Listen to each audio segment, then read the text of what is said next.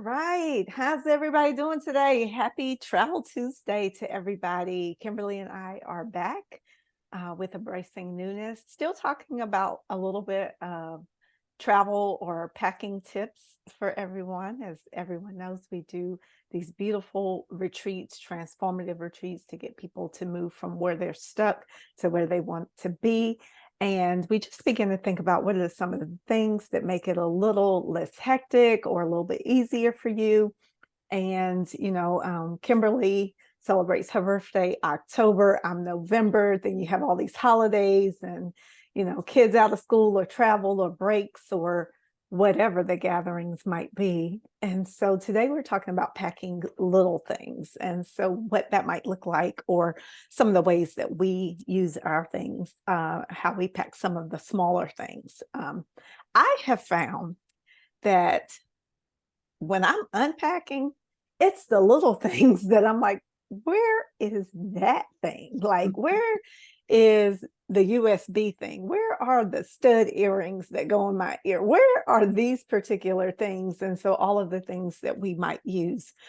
For me, especially on my hair journey and the clips and things that I need and rubber bands that are really kind of microscopic, if you will, I've learned to kind of put them in a bag and then put them in my shoes. So if I'm packing sneakers or something like that, I know when I put my foot in my shoe, something's going to bother that, and I'm going to remember exactly where that is. I roll certain things up. Sometimes I even pack my socks inside of my shoes so that they don't take up additional space in other places. But using the inside of like closed toe shoes is a good way to do that. You can put stuff inside of socks, things in Ziploc bags, roll it up in something else if you need to. And I've also used my shoes for breakable items. So when I run out of like my cosmetic bags and I still need to pack that toner that's in a bottle or that expensive perfume that I'm like, I want to take it, but I don't want to break it. Wrapping it up in some socks and then putting it inside of my sneakers gives it that extra cushion from anything else really pushing it. That's one way. We're all packing shoes, don't use that space. Yeah. The other thing that I have used in the past are contact lens cases. So I don't have contact lenses anymore, but I have these cases that I've had around for some time, and being able to just put things in there, especially like my stud earrings. Sometimes if I need an extra thing of medicine, I put it in there and just have it in that particular type thing. It's small enough I can put it in my purse. I can put it in those pockets that we talked about for our jackets. I can put it in my carry-on bag. But I can have those very important little things with me, and they're secured and not going anywhere. And then, if you haven't had a contact lens case, most of them screw on. So it's not the kind that's going to just pop open. And so that's a way I've secured those things. How about you, Kimberly? What are some ways you've secured some small items? Well, the contact lens I just thought about, you could even I've seen people put like small amounts of lotion or little things that they don't have to use a lot of, that it becomes nice ways in which, you can do that.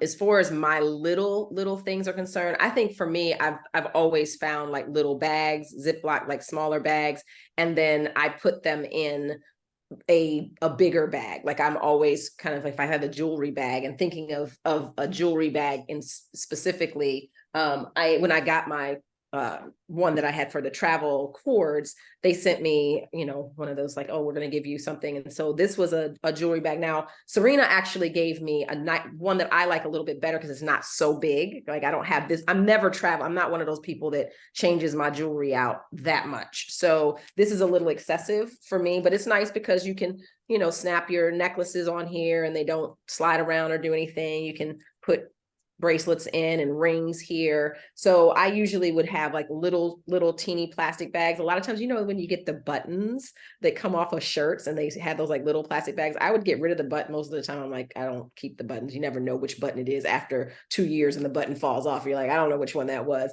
So but I get the little plastic bags and I would use those things and then put them in another type of bag. So, and I love the fact that you can do that. But the other piece is that sometimes you can use straws to secure your jewelry as well, where if you had a necklace, you could thread it through and you can cut a plastic one. Of course, I don't have a plastic one. This one's stainless steel, but my kids used all my plastic straws. Didn't realize it until today. So gotta love when they don't tell you, Ma, I went through whatever. So, but you just slide it through and then you'll attach it just like it stays there. And then that way it's on something and you can put these things in another bag as well. And they don't get all knotted up and twisted and you can't, that takes forever trying to undo it, especially if you put a few of them together. And so that comes very helpful. Yeah, another way I've seen straws used, and I don't have plastic straws. My kids are trying to make me go completely green, so I have some of those metal straws you have. I have a pipe cleaner, which kind of serves as the same purpose. So if you think about putting like a ring on here, and it loops in, and then you can just take your pipe cleaner or straw and you can secure it by doing whatever you want to do. You can tie it up, you can cut it, you can bend it, but so it doesn't come off. And then you can do the same thing, put the jewelry in something else, another thing, but you have it all together and you're not wondering where did it go or where did it slide to and what happened to my little precious thing that I thought I was traveling with. Exactly. And that's frustrating because we've all been there where all of a sudden you're just searching for one little thing. I remember one of our Embracing Newness retreats, I was losing my mind. Serena knows it was like a key, the key to the actual room that was in another country, they didn't have the key card. So it was an actual key. And I found it later because I had put it in this wonderful one that I had for my cords. I didn't realize that I had stuck it in there at one point in time, but it's that space where you want to secure. So when it had been a pipe cleaner, because that was just a little silver key on this little tiny, thing that they had, I didn't see it the same way. But if my ring, imagine a ring or something, if you have it around something bigger, it stands out more. So those are those things that keep you from losing your mind as to where did it go. The only other thing, oh, yep, there you go. Yeah. Exactly what it looks like. So it makes it the visual a little bit better for you traveling and you don't have these panic moments or thoughts that you've lost your wedding band or your whatever it is, that your grandmother's ring that she gave you that you wanted to take on your trip. Now, Serena, I'm gonna ask you this. Have you ever been traveling and you get to your to the baggage claim area and you smell your perfume or you smell and it's your stuff, your bag smells like 20 times and you just are like something shattered, something is or opened or busted or yes.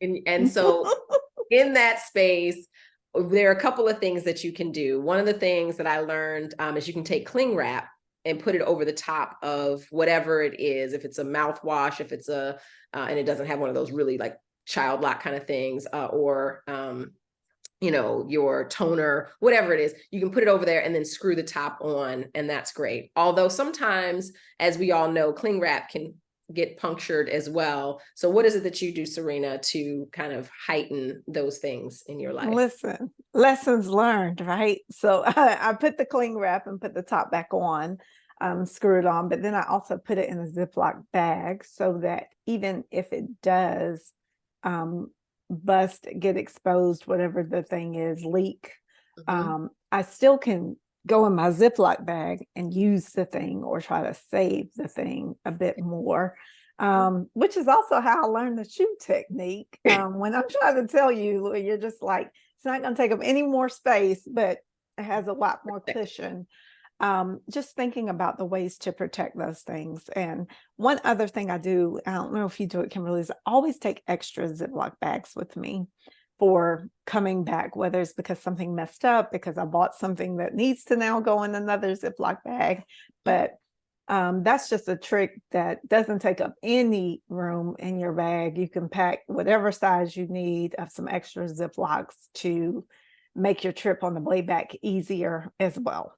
Absolutely. I do that. And I also pack the bags that you get at the grocery store, three or four of those, because you never know if your sneakers get ruined or something happens and you need to tie it up. You don't want to even put it in your packing square that they had, like, they give you the shoe bags like you showed a few weeks ago. that. You don't even want to put something that's so muddy and disgusting there. So anytime you can have some extra bags, that is a definite for sure. So anything else, any other tips or tricks that you have for individuals before we leave today with our packing of little things? I don't think so in little things. I just kind of think, there are a couple of things I've learned over a lifetime to keep on me. Mhm. I always keep an extra pair of clothes on me when I'm Yes. traveling. I always keep my medication on me, and I've Mhm. seen it where people have packed their meds and the bag doesn't come in or it's delayed. And Mhm. those are small items that you really could bring Mhm. with you at least a day's worth or 2 days worth, whatever that might be. And then just thinking about what's precious to you and can you carry it on your person so that you don't have to check it. Those are my things I'm always thinking about. Do I have to check this or can I keep this a little bit closer to me?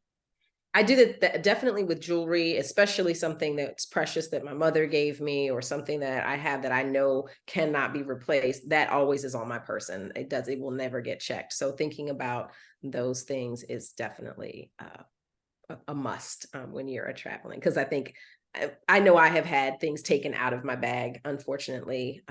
And so if you've ever had that experience, you do know. And I think, like you said, that extra change of clothes, because if your bag doesn't arrive and I always say when we go to, like when Serena and I travel to our destinations, and most of the time they're tropical, or you're going to have a pool, and the area in which you want to have a suit, you're always bringing a swimsuit.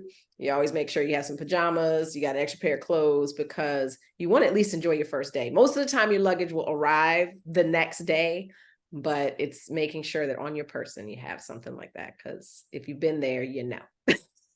Exactly. Exactly. Certainly. We want you to come with us. Like, we want you to definitely come with us on a trip in some way, shape, or form. If you go to www.embracingnewness.com, you will see the trips that we have for 2024. And we are so excited about our trips. We really want you to travel with us. But if those trips don't work for you or your schedule, what else can be done, Serena?